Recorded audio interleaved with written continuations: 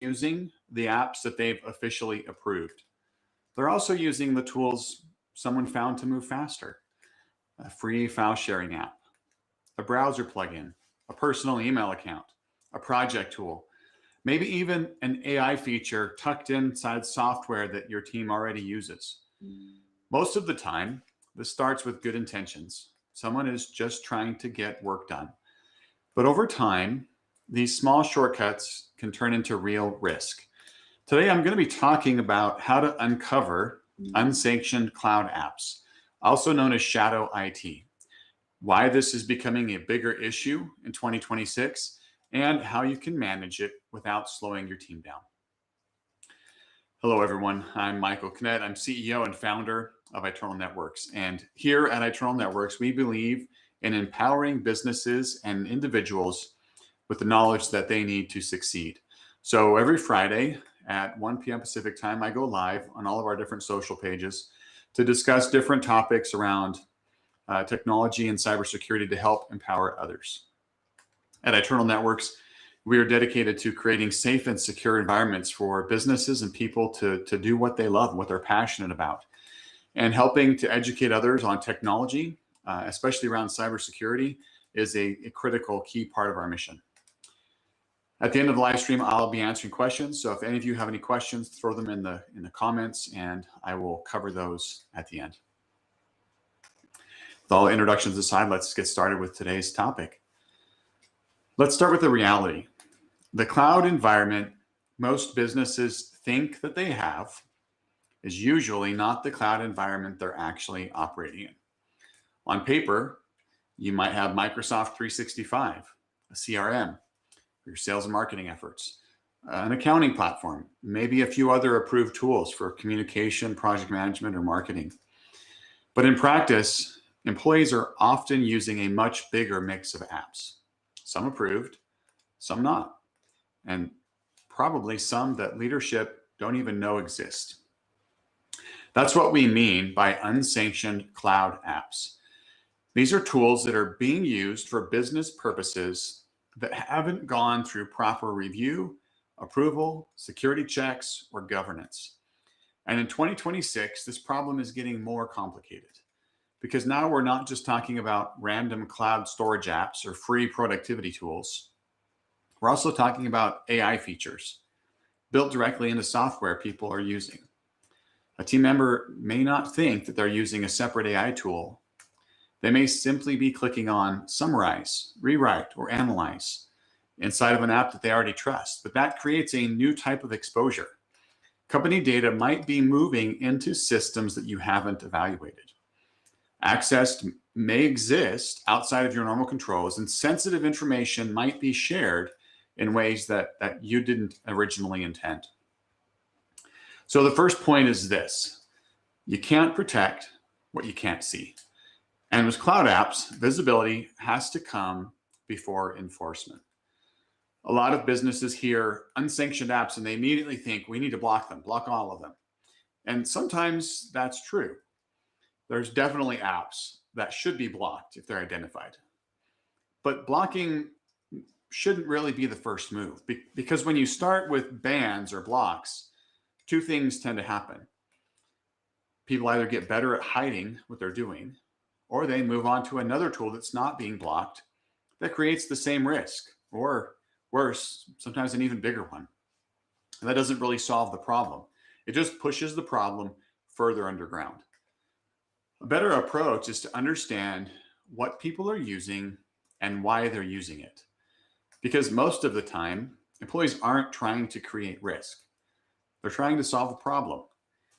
Maybe the approved app is too slow, or has bugs or errors. Maybe they don't know that there's already an approved secure option available. Maybe one of your clients requested that they use a specific platform. Or maybe they're simply under pressure and trying to move quickly and using a tool that they've used before that they know and trust. All of this context matters, because once you understand the behavior, you can respond in a way that will work. So let's start with step one. You have to discover what's actually being used. First step is discovery, right? You need to have a real inventory of the cloud apps that are touching your business.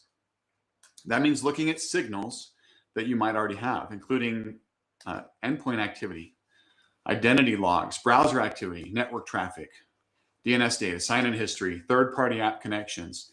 Using the tools that your IT already has access to, you can analyze that and identify those cloud apps that are in use. And the goal is to answer the simple question, right?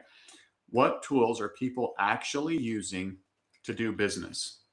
Not what we think they're using, not what we approved 2 years ago, but what's actually happening today in your environment.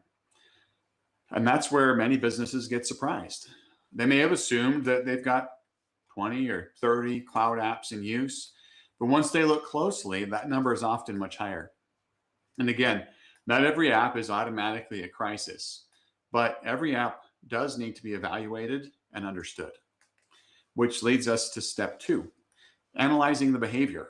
Once you know what apps are being used, the next step is to look at how they're being used. This is where the risk picture starts to come into focus.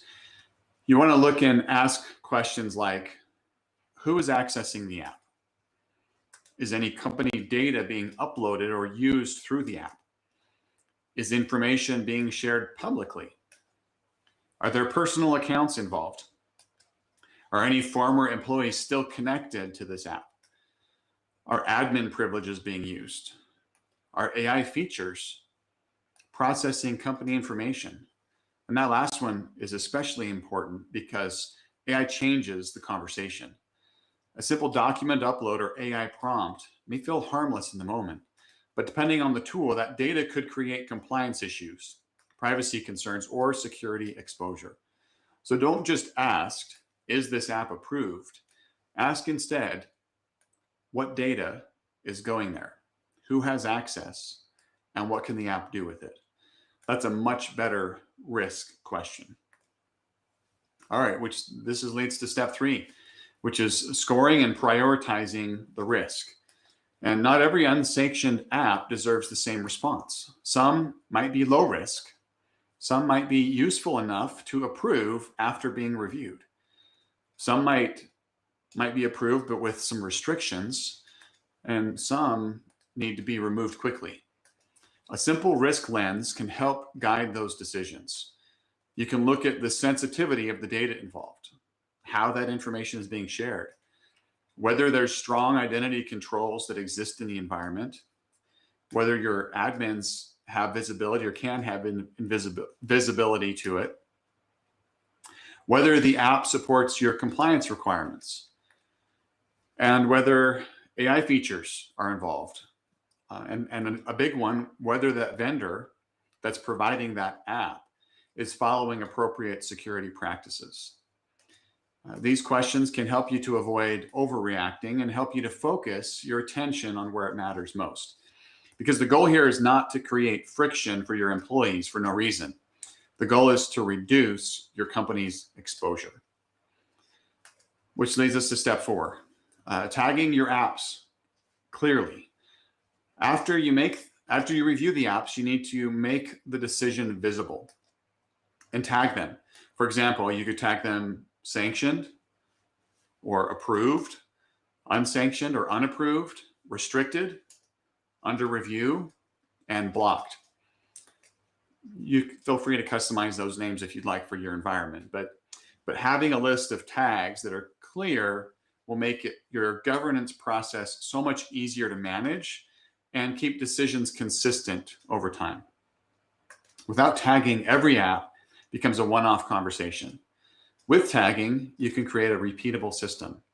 And that's really what we're after here. Not a one-time cleanup, but a working process that continues to evolve with the business.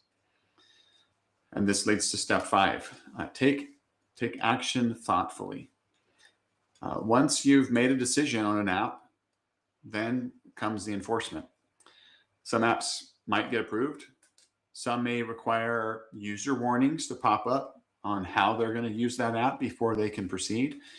Some might need tighter access controls. Some might need to be replaced with a secure alternative. And yes, some absolutely should be blocked. But when you block an app, you need to communicate clearly with your team.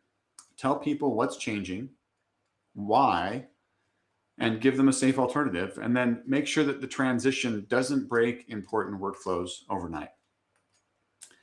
This is the part that matters from a leadership perspective. Security controls work best when they support the business. If employees feel like security is only there to slow them down, they're going to find workarounds. But if they understand the reasons and have better options, adoption becomes much easier. So the simple framework is this: discover, decide, and then enforce. Discover what's in use, decide on what's acceptable based on real risk, and then enforce those decisions with clear communication and secure alternatives. This turns cloud app sprawl from a surprise into something manageable. And that's the shift that businesses need to make in 2026 and beyond, because unsanctioned cloud apps are not going to go away. AI features are not going away. And employees wanting faster tools to do their job better is not going away either. So the answer is not to pretend that it isn't happening and stick your head in the sand. The answer is to build visibility and governance around how work is actually getting done. If your business is using cloud apps today, and realistically every business is in one way or another, then it's important to understand that visibility matters just as much as protection. Most security gaps don't happen because someone intentionally created risk. They happen gradually as employees adopt tools to move faster, collaborate more efficiently, and solve immediate problems. At Eternal Networks, we help businesses uncover what's actually happening inside their cloud environment so that they can make informed decisions, because the goal isn't to lock everything down. It's to create an environment where your team can move quickly without creating any additional risks for your organization or your clients. I'll make sure to post a link where you can schedule in the comments, where you can schedule a one-on-one with me if you'd like to chat about this or any other topics. I truly love talking tech and strategy with other business leaders. Let's see if we have any questions from our live audience that I can answer. I am not seeing anything from the live audience. So thank you for joining today, whether you're watching this live or after the fact. If you found this information helpful, please give us some feedback. Give us a thumbs up, give us a smiley face, or a comment with any thoughts that you might have or any questions you might have. Your feedback helps us to create more content that's valuable to you. Don't forget, you can also subscribe to our channels and our social media accounts so that you don't miss any updates. Remember, knowledge is power, and we're here to help you to navigate the world of tech and cybersecurity.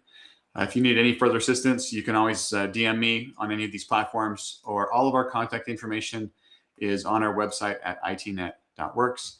Have a wonderful weekend, and we'll see you next week. Bye.